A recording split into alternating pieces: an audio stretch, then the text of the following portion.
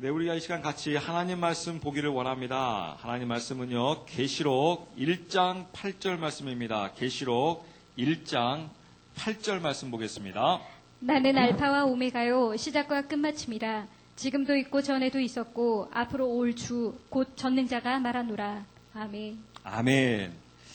주님께서 이 계시록 말씀을 보게 되면 이 8절의 이 내용이 굉장히 많은 부분에 있어서 이렇게 계속해서 반복적으로 나타나요.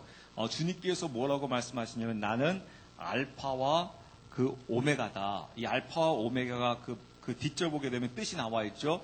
시작과 끝마침이라. 그러니까 모든 내가 주관자로서 그 모든 그 시간표가 내가 주관자다. 내가 이 모든 것들을 이끌어 나간다라고 하시면서 지금도 있고 전에도 있었고 앞으로 올 주 전능자가 말하노라. 이 부분이 계속해서 끊임없이 반복되어져 나가고 있는 것을 볼 수가 있습니다. 우리가 한번 이 나라의 그 개념에 대해서요. 제가 이번 주에 그 나라에 대한 개념을 말씀을 묵상하면서 이런 부분에 대해서 이렇게 좀 이렇게 깨달음이 오더라고요. 그래서 제가 좀 더 쉽게 이것을 우리나라 이 나라라는 그 대한민국이라는 이 나라의 그 개념에 대해서 제가 이렇게 한번 간단하게 비유를 들면서 예를 들면서 여러분들에게 말씀을 드릴게요. 저도 마찬가지고 여러분도 마찬가지요. 또 우리 지금 길거리에 돌아다니고 있는 이 대부분의 그 모든 사람들은 우리는 바로 이 주민등록증이 있습니다. 그 주민등록증이 있으면서 이렇게 딱 보게 되면 우리의 국적은 바로 이 한국이라는 대한민국이에요. 그래서 이 대한민국에 우리가 이제 이 안에 속해 있는 것을 볼 수가 있습니다. 이렇게 대한민국에 우리가 이렇게 속해 있어서 우리는 모두가 다 우리의 국적은 대한민국이라는 국적에 속해 있죠. 마찬가지로 하나님께서 이 땅을 창조하셨습니다. 즉 하나님께서 만왕의 왕이시죠. 그렇기 때문에 이 땅에 살고 있는 우리나라뿐만 아니라 이 전 세계에 살고 있는 55억의 인구가 다 어디에 속해 있습니까? 하나님의 나라 안에 속해 있죠. 혹시 하나님 나라의 바깥에 속한 자가 있을 수 있겠습니까? 없지요. 왜냐하면 하나님께서 창조주이시요 만왕의 왕이시요 전능자이시기 때문에 이 지구상에 살고 있는 모든 살아있는 존재는 다 하나님의 나라 안에 속해 있어요. 그렇죠? 여기까지 이해 가시죠? 마찬가지로 우리나라에 있는 대한민국이라는 국적을 갖고 있는 사람들은 다 대한민국 국적 안에 있어요. 대한민국 안에 있어요. 이제 그렇지만 이제 그럼에도 불구하고 이제 우리나라의 대통령이 있단 말입니다.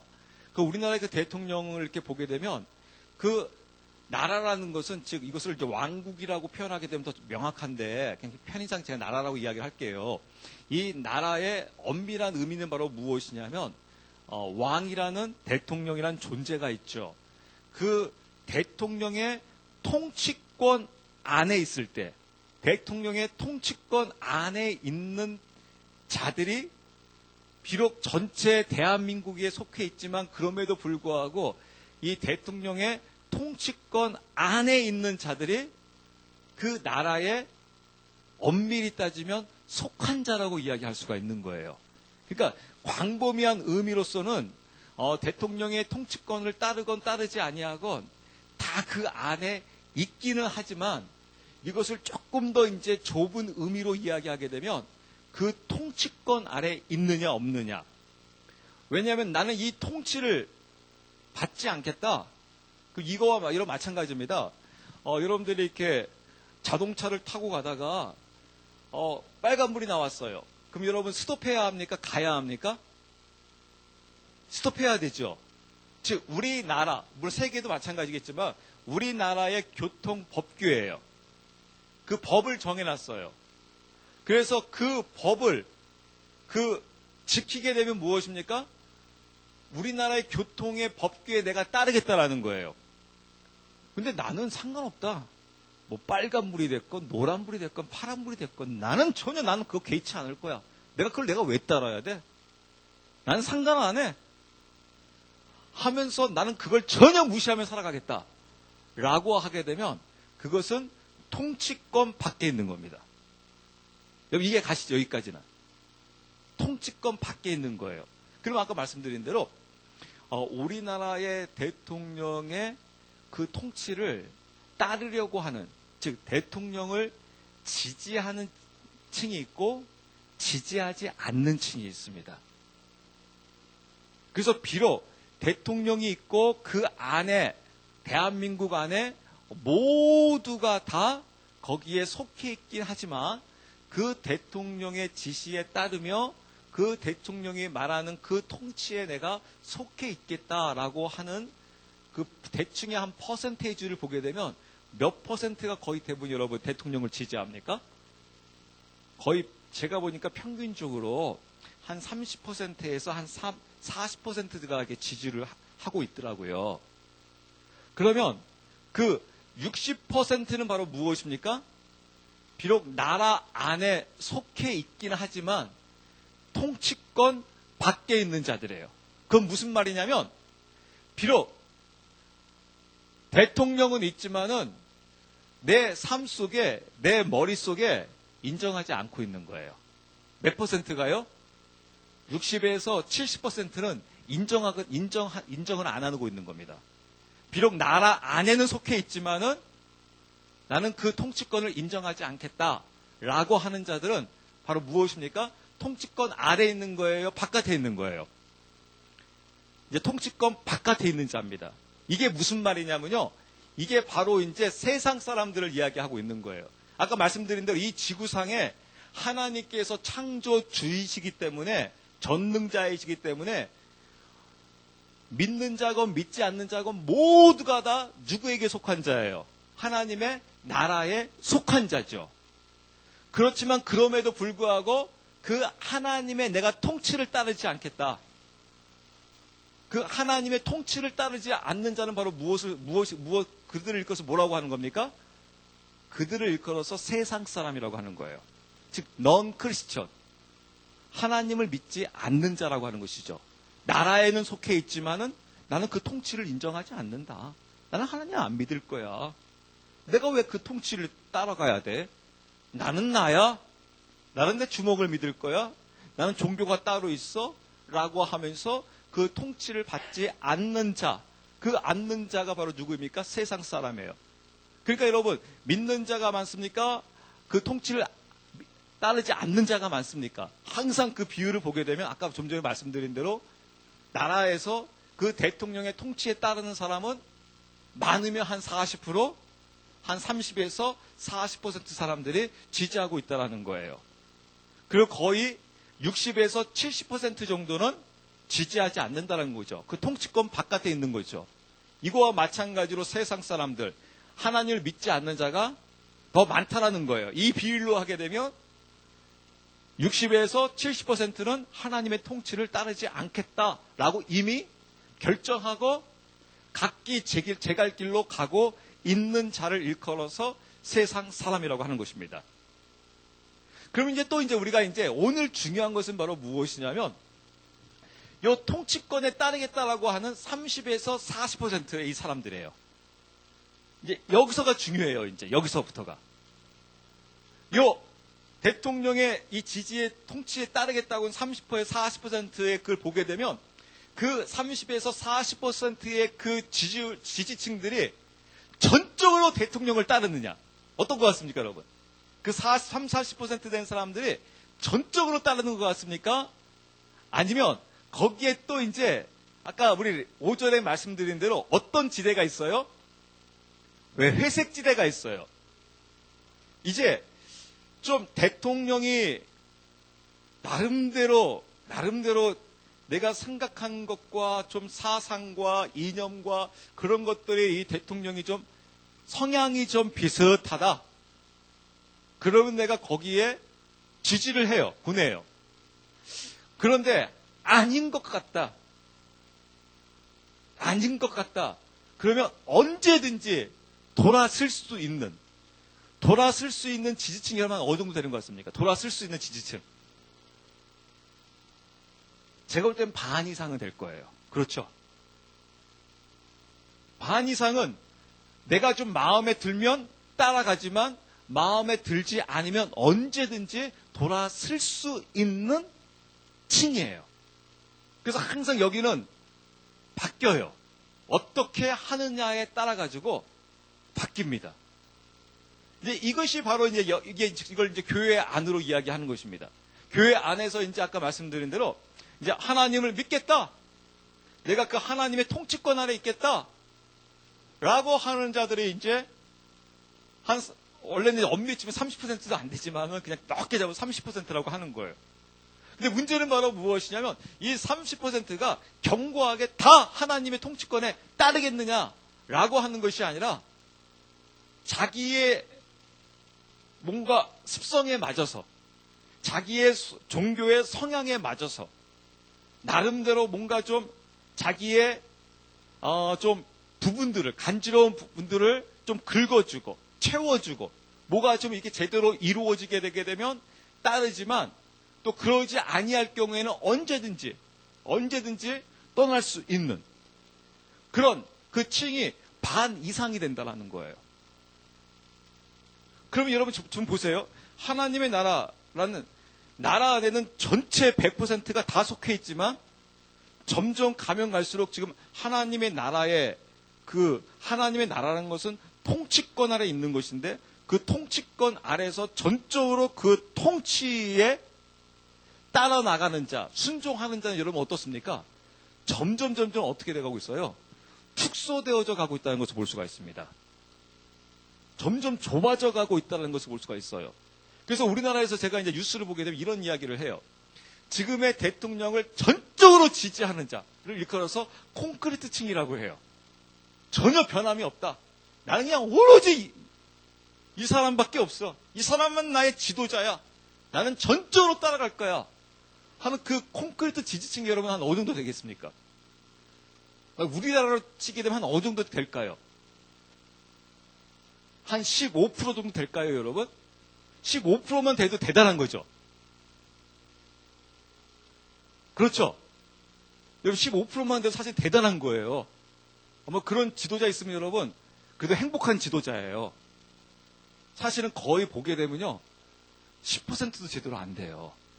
진짜 전적으로 그냥 콘크리트 지지층으로서 나는 그냥 이 지도자가 실수하건 뭐 잘못하건 상관하지 않냐고 나에게는 오로지 이분밖에 없어. 난 쫓아갈 거야. 라고 하면서 전적으로 지지하는 그 지지층은요 사실 10%도 안 돼요. 근데 만약에 15% 이상이 된다. 그러면 그 지도자는 진짜 행복한 지도자예요.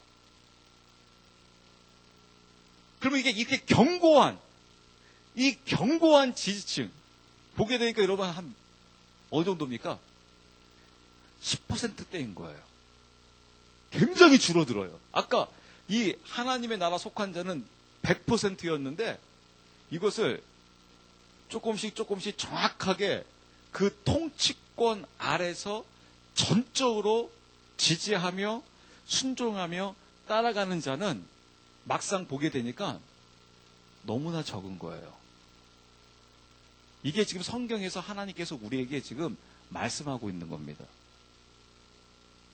하나님의 나라에는 다 속해 있지만 거기서 전적으로 하나님의 말씀에 순종하며 따라가는 자는 그리 많지 아니하다라는 거예요. 어떻게 보게 되면 매우 적다라는 거예요. 이 신앙이 바로 무엇이냐면 남은 자의 신앙이에요. 그 남는 자는 결코 많지 않다라는 거예요. 그것을 무엇을 통해서 우리에게 너무나 적나라하게 보여주고 있습니까? 이스라엘 백성들의 출애굽 사건을 통해서 적나라하게 보여주고 있어요. 출애굽 떠날 때 그러면 이스라엘 백성들이 몇 %가 떠난 줄 아십니까? 출애굽할 때, 이 출할 때 100%가 다 출했습니다. 100%가 다 나갔습니다. 그런데 그 20세 미만을 제외한 그 이상의 1세대들은 그 가나안 땅으로 들어갈 때, 이 가나안 땅으로 들어간다는 것은 바로 무엇이냐면 하나님의 통치 아래 전적으로 있겠다라는 거예요. 즉 지금으로 치게 되면 전적으로 하나님만 지지하겠다라는 거예요. 그 통치권입니다. 여러분 이게 참 중요합니다. 이 통치권이라는 게 참 중요해요. 이 하나님을 믿는다는 것은 바로 무엇이냐면 그 하나님의 통치 아래 들어가겠다는 거예요. 그 통치 아래 들어가기 때문에 이 통치가 바로 무엇입니까? 그 말에 절대 순종하겠다라는 거예요. 그 말에 절대적으로 내가 듣겠다라는 겁니다. 그러니까 다시 말씀드려서 내가 없다라는 거예요. 여러분 둘째 아들이 그 아버지께로 돌아올 때 무엇을 벗고 옵니다. 무엇을 벗고 왔다고 지금 되어 있습니까? 신발을 벗고 가요. 왜 이 신발을 왜 벗는지 제가 말씀드렸잖아요. 그 당시에 신발을 왜 벗는지. 왜냐하면 주인에게 갈 때는요 신발을 이렇게 신고 가면 안 돼요. 주인에게 갈 때는요 이 신발을 벗고 가야 합니다. 그래서 이 신발을 누가 신겨주는 거냐면 주인이 신겨주는 거예요. 그게 이제 주인할 때 갈 때의 모습입니다. 그래서 내가 창조주, 이 주한테 갈 때는 신발을 벗어야 돼요. 그래서 모세도 마찬가지였습니다. 모세가 처음에 하나님의 임재가 임했을 때 하나님 만날 때 하나님께서 뭐라고 말씀하십니까? 여기는 거룩한 곳이니 무엇을 벗으라고요?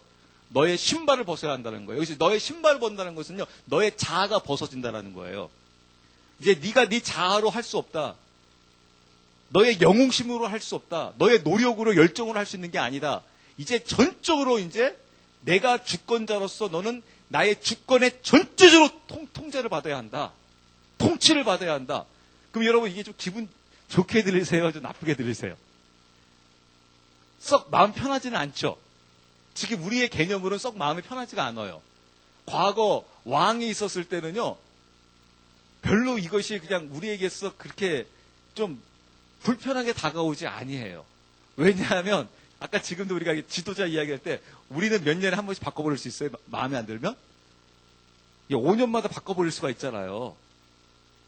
근데 이제 왕이 있었을 때는 그게 개념이 아니기 때문에 그때는 편한데 이게 전적으로 그 통치에 따라야 한다. 여러분 그래서 여러분 가정 안에서도 요새 사람들이 행복하지가 않습니다. 가정 안에서 행복하지 않아요. 우리 부모님들 행복하지가 않습니다. 왜 그렇습니까? 부모님들이요. 따라줍니까? 그 따라오게 하기 위해서 여러분 얼마나 우리 부모님들이 지금 애교를 피우셔야 됩니까? 서로 우리 위로하시게요, 여러분. 그냥 마음속으로 옆 사람 바라보면서요. 힘내세요. 용기 잃지 마세요. 요새는 그 자녀 앞에서 애교를 부리시냐고 얼마나 힘드시겠어요. 왜냐하면 따라줘야 말이죠. 제가 얼마 전에 선생님들을 만나봤어요. 선생님들이 행복하지가 않대요. 어떻게 강주 선생님들이 보람이 없대요. 왜냐하면 학생들이 선생님을 안 따라온대요. 학생들 따라오게 하기 위해서 선생님이 애교를 부려야 돼요. 교수들이요. 점수를 일부러 줘야 돼요. 학생의 실력에 따라서 점수가 주는 게 아니라 일부러 줘야 돼요. 왜냐하면 그 다음 학기에 폐강돼 버려요. 폐강돼 버리면 자기 직업을 잃어버려요. 그래서 무엇을 해야 되냐면 학생한테 애교를 떨어야 돼요.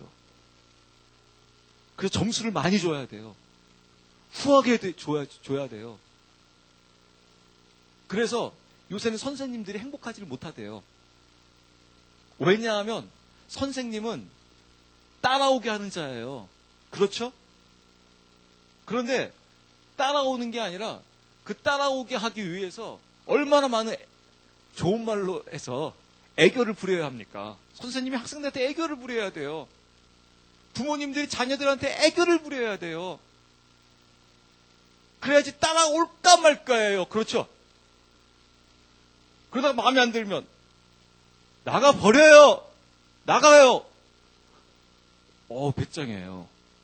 얼마나 배짱인지 몰라요. 부모님 돈을 그냥 자기 돈 쓰듯이 그냥 마음대로 써요. 돈 줘요. 왜 안 주냐고요? 달란 말이에요. 하면서 강제입니다. 그래서 요새는 완전히 바뀌어버렸어요. 이 상하 구조가 완전히 바뀌었습니다. 그래서 요새 부모님들 재미없습니다. 여러분. 언제까지가 좀 재밌겠습니까? 그나마 언제까지? 아무것도 모를 때. 또 확 때리면 그냥 말 들을 때. 그때 그나마 조금 재미를 누려요. 그때 막 내 새끼 그러면서 막 쭉쭉 빨고 난리가 나요. 근데 점점 나이가 먹으면 이제 저도 이제 조금씩 이해 가기 시작해요. 막 나이 드신 부모님들 보게 되니까 저는 이해가 안 갔어요. 왜 시집을 보내려고 하세요? 그냥 같이 평생 살지. 근데 점점 나이가 먹어서 부모님들이 빨리 가라는 거예요. 용돈이나 줘라. 용돈이나 주면 된다. 괜히 그냥 계속 있으면서 그냥 있다고 해가지고 뭐 내가 너한테 뭐 그냥 아버지로서 인정받냐, 어머니로서 인정받냐. 자라날 때 달라고 하는 것은 그냥 당당하게 줘요 하고 자기가 직장 다녀가지고 이제 부모가 달라고 하면 그래서 저도 제가 이런 제안을 한번 합니다. 부모님들한테요. 직장 다닌 자녀들한테요. 자녀들이 여러분들에게 달라고 했던 것만큼 맨날 달라고 하세요. 아, 좀 줘. 달란 말이야. 너 점심 먹었잖아. 밥값 좀 내. 오늘 잠잤잖아. 돈 내. 이거 관리비 내야 돼. 나 머리 잘라야 돼. 돈 줘. 맨날 여러분들 한번 해보세요. 자녀들한테. 보기만 하면 돈 줘. 통장에 돈 좀 집어넣어. 그럼 뭐라고 할까요? 맨날 엄마는 돈만 달라고 한다고. 아빠는 맨날 돈만 달라고 할 거예요. 한번 해보세요. 그냥 그렇게. 왜 제가 그걸 해보라고 하냐면 한번 자녀들도 볼 필요성이 있거든요. 왜냐하면 그게 바로 여러분 그러다 보니까 이게 완전히 바뀌어버렸습니다. 바뀌다 보니까 여러분 어떻습니까? 재미가 없는 거예요. 왜냐하면 통치가 이루어지지 않기 때문에 그렇습니다. 제가 왜 이 부분이 굉장히 여러분들 말씀드리냐면요. 사람은 언제 행복감을 느끼는 줄 아십니까?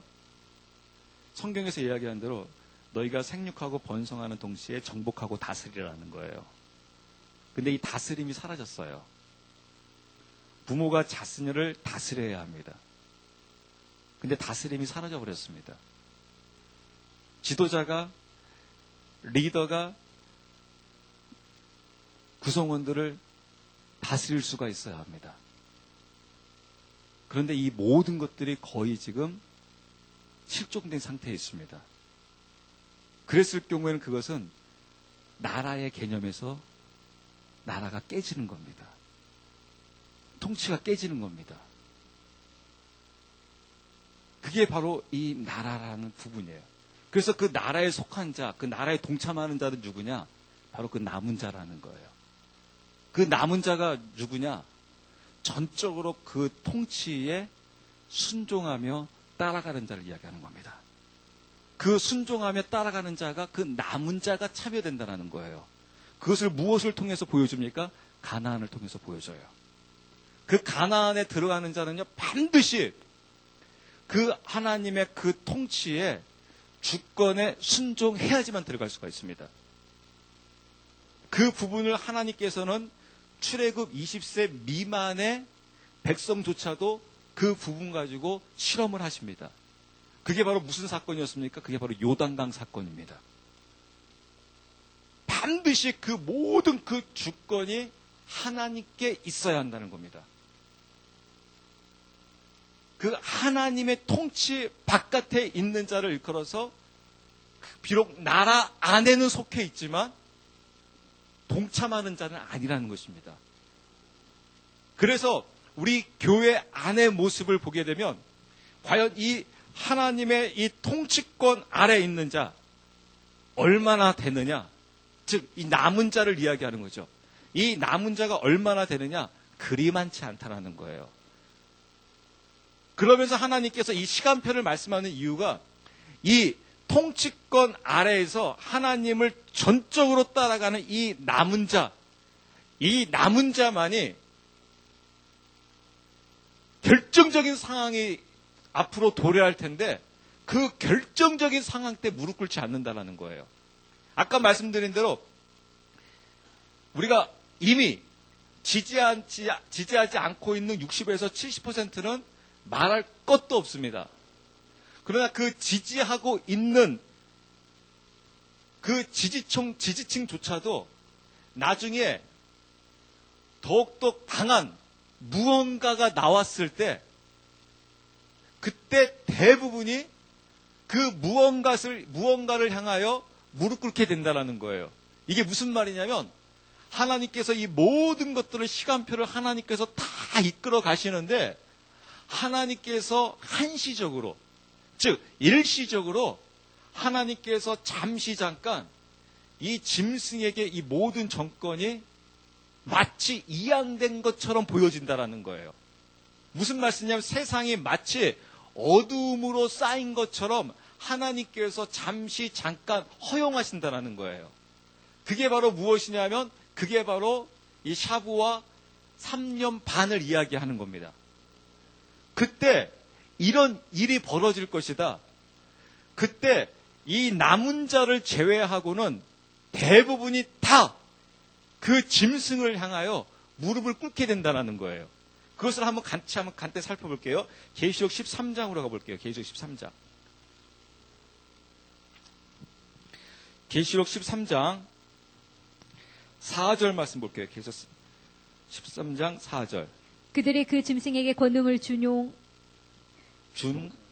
용에게 경배하고 또 그 짐승에게 경배하여 이르되 누가 이 짐승과 같으냐 누가 능히 그와 전쟁을 하겠느냐 하더라. 네, 5절도 같이 읽어볼까요?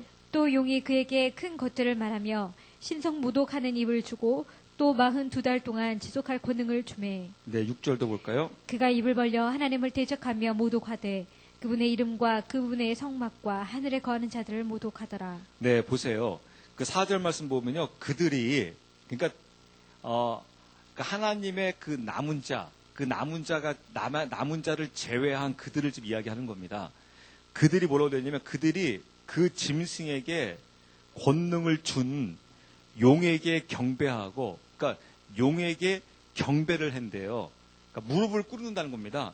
용에게 경배하고 또 짐승에게 경배하여 이르되 짐승에게 경배를 하면서 대부분의 다수가 뭐라고 고백하냐면 이렇게 고백이 이루어진대요. 누가 이 짐승과 같으랴. 그러니까 어느 존재가 이 짐승만큼 위대할 수 있겠느냐. 이 땅에 어느 누가 이 짐승만큼 위대한 자가 누가 있겠느냐. 봐라. 그러면서 뭐라고 되냐면 누가 능히 그와 전쟁을 하겠느냐. 이 말은 무슨 말이겠습니까? 그와 전쟁에서 승리할 자가 있다라는 거예요, 없다라는 거예요. 승리할 자가 없다라는 겁니다. 어느 누구도 즉 짐승을 향하여 이야기하는 거예요. 이 짐승을 겨룰 자가 이 땅에 존재하지 않는다라는 거예요.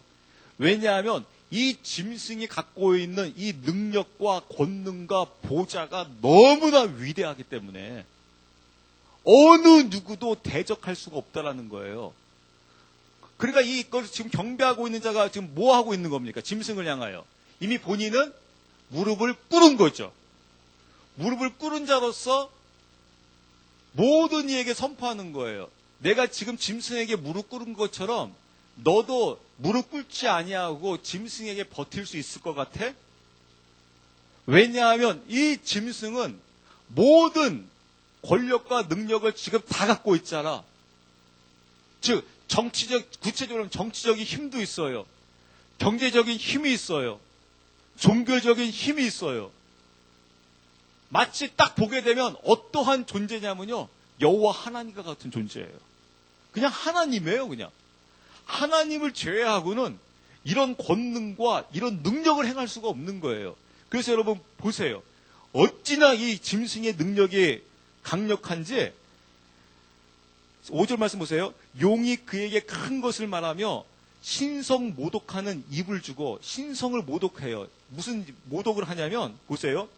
42달 동안 이 권능을 지속하면서 6절 말씀 보게 되면 이 짐승이 하나님을 대적하는데 아까 뭐랬는데 신성 모독하는 입이 있대요. 그래서 그가 입을 벌려 하나님을 대적하며 모욕하되 그분의 이름과 그분의 성막과 하늘에 거하는 자들을 모독하더라. 그러니까 대놓고요. 이 짐승이 하나님을 향하여 대놓고 욕을 해버리는 겁니다. 모독하고 있는 겁니다. 제가 이 장면을 보고요. 나중에 여러분들이 말씀을 자세히 보게 되면 여기서 말하는 이 짐승은 용하고 구분된 짐승이에요. 그래서 이 짐승이 나중에 이제 주님께서 재림하실 때 어떻게 심판받는 줄 아세요? 바로 불못으로 떨어져 버려요. 불못은 마지막에 최종 종착지예요. 여기 용은 무적행으로 집어넣어 버립니다. 주님께서 공중에서 재림하실 때 이 용이라고 하는 마귀 옛뱀은 이 구덩이가 바닥이 없는 구덩이, 즉 무적행으로 집어넣어 버리고, 그 다음에 이 짐승은 어디로 집어넣냐면 그냥 바로 그냥 불못으로 바로 심판해 버려요. 그래서 제가 이 질문을 해본 거예요. 하나님, 왜 용은 그래도 잠깐이나마 천년간 무적행에 가둬놓고 왜 짐승은 곧바로 불못으로 집어넣어 버립니까? 제가 이 부분에 대하여서 질문하다가 답을 이 말씀을 통해서 깨닫게 된 거예요. 바로 이 5절, 6절에서 깨닫게 된 거예요. 즉 짐승에게 무엇이 있다고요? 신성 모독하는 입이 있다라는 거예요. 이 신성 모독하는 입으로 지금 뭐 하고 있어요? 하나님의 이름을 직접적으로 저주해버리고 있어요. 근데 제가 왜 이걸 이렇게 말씀드리냐면, 제가 지금까지 제 지식으로 성경을 보면서요, 이 용이 하나님을 향하여 직접적으로 욕한 적이 없어요. 용이 안 합니다. 못 합니다. 또 때로는. 막 하나님을 못 믿게 막 방해는 하는데, 직접 이 마귀가, 여러분 보세요. 그 장면을 어디서 할 수 있냐면요. 예수님께서 이 땅에 오셨을 때요, 마귀가 예수님 시험하죠. 막 시험하면서요, 야, 예수, 하면서 막, 하면서 막, 엑삭삭삭 하면서 막 욕하면서 막 신선 모독하면서 합니까? 안 합니다. 마귀들도 여러분 어떻게 합니까? 당신이 하나님의 아들인 걸 내가 압니다. 우리를 멸하지 마소서. 우리를 저기 대지로 들어가게 해주세요. 하면서 직접적으로요, 대놓고 욕을 못해요. 이 용은요. 그런데 지금 이 짐승은요, 대놓고 하는 겁니다. 그래서 여러분, 제가 이 말씀을 보면서 우리가 아무리 안 믿는 사람이 있어도 하나님의 이름을 아무리 무식하다 할지라도 하나님의 이름을 놓고 어떤 그 모독하는 행위를 절대 해서는 안 된다고요. 이거는 안 믿어도 그것만큼은 절대 하면 안 된다고요. 아무리 속상한 일이 있고, 아무리 억울한 일이 있고, 아무리 이해가지 않는 일이라도 하나님의 이름을 가지고 어떤 모독되는 일을 했을 경우에는 굉장히 위험합니다. 이런 것도 안 됩니다. 너 하나님을 믿으려면 차라리 내 주먹을 믿어라. 여러분 나중에 가보세요. 내 주먹을 믿으라고 하는 사람 그 주먹으로 다 망합니다. 하나님 반드시 그 주먹으로 망하게 합니다. 차라리 하나님을 믿으면 돈을 믿어라. 그 사람은 돈으로 반드시 망합니다. 하나님의 그 이름 앞에서는요, 아무리 믿지 않는다 할지라도 그 이름 앞에서는 고개를 숙여야 합니다. 그럼 모독하는 행위를 해서는 안 됩니다. 그런데 여기서 직접 모독을 해요. 왜냐하면 이 짐승이 하나님과 같은 마치 그 권세를 갖고 있기 때문에 그렇습니다. 근데 그것을 하나님께서 일시적으로 잠깐 3년 반 동안 허락한다는 거예요. 근데 그 3년 반 동안 허락할 때 아까 말씀드린 대로 하나님의 통치권에서 전적으로 따라가고 있지 아니한 자들은 거기에 대부분 다 어떻게 한다고요? 무릎을 꿇는다는 겁니다. 아까처럼 이 무릎을 꿇으면서 그 16절 말씀 보게 되면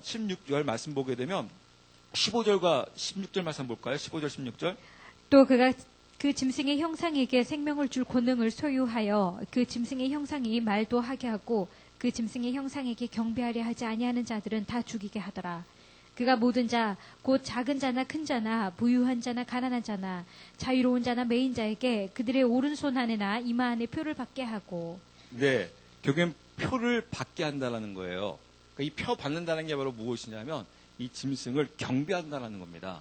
그러니까 결국 이 표의 대부분이 다 여기에 무릎 꿇게 되어 있다는 겁니다. 그래서 이 계시록의 싸움은 결국엔 무릎 꿇을 싸움이에요. 내가 누구를 향하여 무릎 꿇느냐예요. 하나님을 향하여 무릎을 꿇을 것이냐, 짐승을 향하여 무릎을 꿇을 것이냐. 여러분 이분들도 한번 이렇게 이제 기도했으면 좋겠습니다. 제가 샤반 예배 때도 말씀을 드렸는데요. 여러분 이 9월달이 어떻게 보게 되면 상당히 좀 이렇게 우리가 주시해 보면서 나가야 할 측면이에요. 이 9월달에 이제 이 하나님의 절기로 보게 되면 이제 나팔절이 시작되어지고 대속제일이 있고 초막절, 장막절이 있어요. 근데 이 9월 달에 우리가 주시해야 될 것이 바로 무엇이냐면 안타까운 것은 이때 아마 초막절일 때인가요? 그건 날짜는 제가 정확히 알지를 못합니다. 그때 이제 그 유엔에서는 이제 그 이스라엘보다는 그 이스라엘을 지금 대적하고 있는 팔레스타인을 이제 국가로 이제 세계에다가 선포를 합니다. 그러면 이제 이스라엘은 아마 굉장히 많은 그 어려움에 공경에 처하게 될 것입니다. 팔레스타인을 지금까지 어느 곳에서도 나라로 인정하지 않았는데 이제 나라로 인정합니다라고 이제 선포를 세계에다가 곳곳에 세계에 선포를 합니다. 그러면서 이제 지금 이 미국의 그 오바마 정부에서는 지금 이스라엘을 향하여 예루살렘에서 너희가 떠나라. 이 예루살렘이 너무나 분쟁이 심하니까 차라리 너희가 포기하라. 예루살렘을 포기하라. 사실은 이스라엘은 절대 예루살렘을 포기할 수 없습니다. 왜냐하면 예루살렘은 하나님의 약속의 땅이기 때문에 그렇습니다. 그리고 성전을 재건해야 하는 사명이 이스라엘에게 있기 때문에 그렇습니다. 그래서 이스라엘 사람들은 자기 자신들이 죽었으면 죽었지 포기할 수 없어요. 그런데 지금 세계에서 가장 슈퍼 파워를 갖고 있는 미국에서는 떠나라는 것입니다. 예루살렘을 포기하라는 것입니다. 그럼 포기하지 못하죠. 그럼 어떤 일이 벌어지겠습니까? 세계의 평화를 가로막고 있는 것은 바로 이곳이다. 라고 할 것이고, 또 이런 또 이야기가 있어요. 이제 곧 또 9월 달에 이제 교황이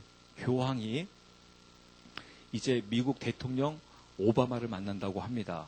즉 유엔을 토대로 해가지고 또 유엔에서 연설을 한다고 합니다. 그 유엔 연설의 그 주제가 바로 무엇이냐면 이제 세계 평화가 중요하다. 그래서 세계 평화를 유지하기 위해서는 뭔가 단일 정부가 생겨야 한다. 이 세계를 전체를 뭔가 이 컨트롤할 수 있는 그런 그 컨트롤 타워, 즉 이 세계를 전체를 나름대로 총괄할 수 있는 그런 뭐 기구 아니면 그런 정부 그런 것들이 이제는 필요한 시기가 되어졌다. 왜냐하면 이제 세계는 각자가 자기 마음대로 살아가는 세계가 아니다. 이제 이미 세계는 다 서로가 연결되어 있기 때문에 각자 이익이 위해서 살아갈 수가 없다. 이제 그 컨트롤 타워를 통해서 그러니까 정당하게 시키겠죠. 우리가 기후를 봐라. 여러분 때는 우리가 이 중국 때문에 많은 피해 봅니까 안 봅니까? 보잖아요. 근데 이 컨트롤 타워가 있어가지고 야 중국 너희들 때문에 지금 한국이 피해보고 있고 일본도 피해보고 있어. 이제부터 거기 이산화탄소 몇 %로 줄여. 그리고 사막지대 자꾸 대고 있으니까 거기다가 나무 심고 물 뿌려. 만약 그거에 대해서 하지 않으면 우리가 경제적인 제재를 할 것이다. 그럼 여러분 중국 입장에서 힘들겠지만 우리 입장에서는 좋아요 안 좋아요? 그럼 컨트롤 타워가 있다면 좋은 거잖아요. 그래서 그런 것들을 우리가 조정해 나가겠다. 또 어느 나라에서 갑자기 그냥 확 돈을 그냥 확 올려버리면 문제가 되잖아요. 금리 같은 것도 조절해 나가겠다. 그리고 또 어느 나라가 이익에 의해서 갑자기 전쟁 치르면 안 되잖아요. 그렇죠. 전쟁하면 안 되잖아요. 전쟁 못하도록 우리가 그런 것들을 감시해 주겠다. 근데 그런 것들을 이제 지금까지는 나름대로 미국이 경찰 국가로서 세계를 컨트롤했는데 이제 미국은 부족하다. 이제 세계 전체를 나름대로 총괄할 수 있는 그런 컨트롤 타워가 필요하다. 그런 것들이 앞으로 세계 평화를 위해서 뭔가 생겨야 되지 않겠느냐라고 하면서 9월 달에 유엔에서 아마 교황이 그런 연설을 할 거라는 말입니다. 이게 바로 무엇이 이게 바로 단일 정부를 이야기하는 거예요. 그래서 여러분들 제가 이런 것들을 말씀드린 이유가 바로 무엇이냐면 한번 여러분 우리가 뉴스 지금 쉽게 접하고 있으니까 한번 그런 것들을 9월 달에 한번 유심히 한번 봐보세요. 정말 그 교황의 행보들을 한번 잘 보세요. 교황이 갑자기 왜 세계 평화를 외치면서 그런 것들을 왜 이야기하는가? 그리고 희한한 것은 바로 무엇이냐면 제가 누차 말씀드린 대로 이 동성애는 굉장히 심각한 영적인 문제라고 제가 말씀을 드렸잖아요. 소돔과 고모라의 타락으로서 창세기 6장에 나타난 그 엄청난 하나님 보시기에 그 흉측한 그 죄라고 말씀드리지 않았습니까? 특히 제가 여러분들에게 말씀드렸습니다. 이 마지막 때가 되게 되면 그 죄가 난무하게 되는데 그 죄가 어떻게 발전하냐면 제일 처음에는 남녀 여남끼리 계속해서 그것이 타락으로 이루어지다가 나중에는 그것에 사람이 만족하지 못하게 되어져요. 그럼 어디로 발전하게 되냐면 반드시 남남여여로 가요. 이 남남여여로 가게 되는데 여러분 이 동성애하는 사람들 이미 우리나라 통계 자료가 다 나와 있습니다. 자신의 그 파트너가 그냥 고등학교 졸업하는데 보통 500명에서 1000명 정도가 바뀌어버려요. 즉 대상이 바뀐다는 겁니다. 그래서 학교에서 이제 우리나라가 이 법에 대해서 합법화가 되어지게 되게 되면 그 부분을 가르쳐야 돼요. 무슨 부분을 가르칩니까? 그 학문, 제가 그 뒤에 자라는 말을 못 붙이겠어요. 그래서 학문, 그 성적인 행위를 학교에서 정당하게 가르쳐 줘야 돼요. 왜 남남, 여 이것을 정당화시켜 나가기 때문에. 그래가지고 그 일들이 벌어집니다. 그러면 또 이게 이미 이제 그러면 남남, 여로 끝나느냐? 창세기 6장에 보게 되면 사람의 딸들과 하나님의 아들들이 이 타락이 이루어지니까 그냥 막 하나님의 그 아들들이 그냥 마음대로 온갖 그 지상에 있는 여자들과 그 성적인 난접함을 이루더니 나중에 그것이 만족이 안 되니까 그 하나님의 사람들이라고 하는 작자들이 그 천사들이 어디까지 그 범위를 넓혀버립니까? 동물로 넓혀버립니다. 동물로. 근데 여러분 이게 우리가 볼 때 에이 어떤 이런 일이 있어. 이미 여러분 호주 같은데 서방 국가에서는요 법으로 지금 개정하고 있습니다. 뭘 개정하는 줄 아십니까? 사람이 동물과 하지 마라. 왜 동물이 이것으로 해서 엄청 막 죽어져 나가는 거예요. 제가 여러분들에게 그 사진을 보여드리려고 했었는데 도저히 추접해서 못 보여드리겠어요. 인간으로 인해서 동물들이 죽어나간 그냥 우리나라처럼 개고기로 죽어나간 게 아니라 그 인간의 그 성적인 욕구에 의해서 동물들이 죽어나간 그 동물들이 수두룩한 거예요. 그래서 동물보호협회에서요 이래면 안 된다. 근데 여러분 그게 바로 무엇이냐면요 사람이요 그 지경으로 간다라는 거예요. 그 성경에서 이미 레위기서에서는요 동물과 교잡하는 자를 바로 죽여버리라고 성경에서 이미 나와 있습니다. 이게 여러분 인간의 타락입니다. 얼마나 여러분 흉악한 겁니까? 그것을 여러분 미국에서요 이미 어떻게 했습니까? 백악관에서요 오바마 대통령이 제가 샤반예배에서 말씀드렸는데요. 바로 하나님 앞에 성경책에 대고 대통령 선서한 사람이요. 바로 어디로 갔냐면요. 그 다음에 방문지가 이집트에 가가지고 이집트는 애굽입니다.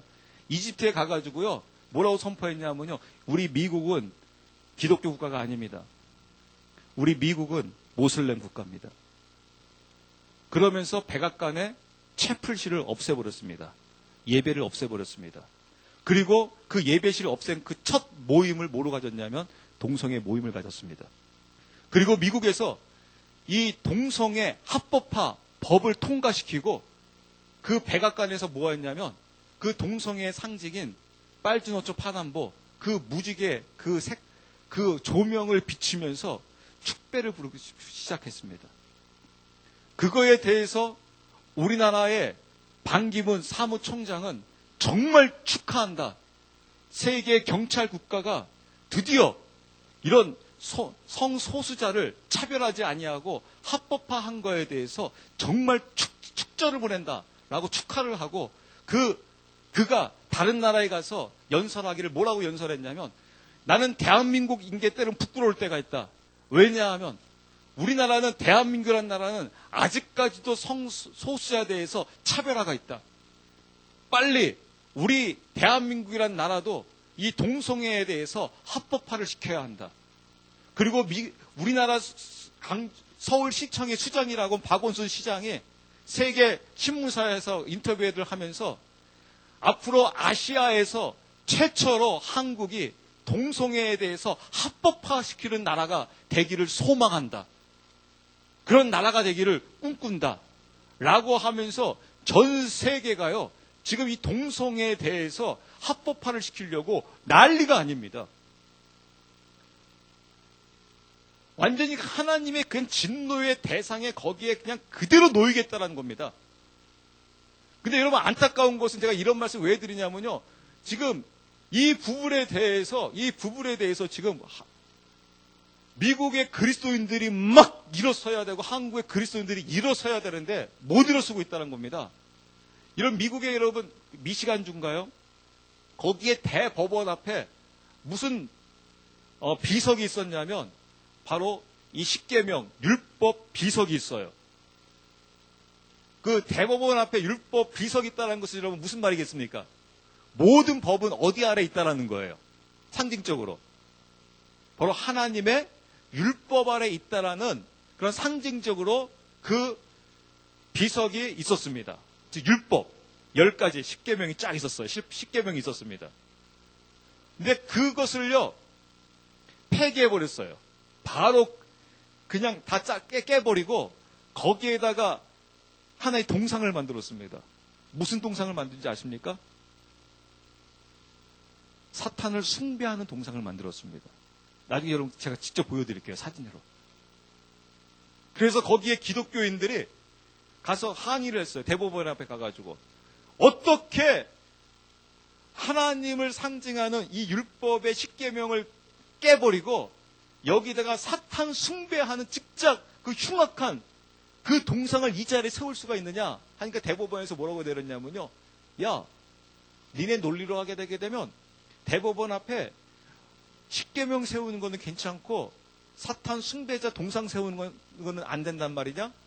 십계명을 세웠듯이 얼마든지 사탄 숭배자 동상 세우는 거에 대해서 문제 없다 라고 하면서 사탄 숭배 동상을 세워버린 거예요.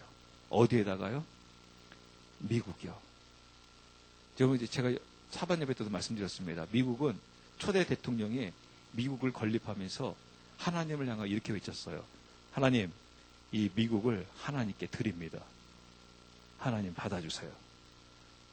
했던 그 나라가 지금은 어떻게 하고 있냐면 지금 하나님을 대적하고 있습니다. 무섭게 대적해 나가고 있습니다. 그리고 세계에다가 압력을 넣고 있습니다. 무엇을요? 동성애 합법화시키라고요. 제가 지금도 이렇게 지금 그나마 외칠 수 있는 것은 외쳐야 할 때 외쳐야 되기 때문에 그렇습니다. 여러분 이것은 우리는 쉽게 생각하고 있습니다. 아무것도 아닐 거라고 생각하고 있습니다. 제가 아까 서두에 말씀드린 대로 강주에 있는 선생님들이 선생님 하는 게 재미가 없대요. 요새 교육감들이 누구누가 들어서기 시작하면서 선생님들이 선생님을 제대로 할 수가 없대요. 학생들을 제대로 가르칠 수가 없대요. 근데 여러분 그 안에서 이런 것들을 성소수자 차별하면 안 된다는 명목 아래 그런 일들을 하고 있고 그 하나님 앞에 그 어마어마한 그 죄를 우리 스스로가 지으며 이런 짐승 정권이 들어섰을 때 그 앞에서 어떤 일을 벌이겠습니까? 무릎 꿇지 않겠습니까? 그러므로 여러분 우리 하나님의 백성들이 지금 깨어서 하나님을 향하여 기도하면서 전적으로 하나님을 따라 나가지 않게 되게 되면 그때 무릎을 꿇어버린다는 겁니다. 그래서 여러분 우리가 이 남은 자의 신앙, 이 남은 자의 신앙으로서 주님 정말 저희 교회가 또 제 자신이 정말 그리스도 안에서 남은 자가 되어지길 원합니다. 이 남은 자로서 주님을 전적으로 따라가는 하나님의 백성이 되어지길 원합니다. 제가 이제 1분만 전하고 이제 말씀 마칠게요.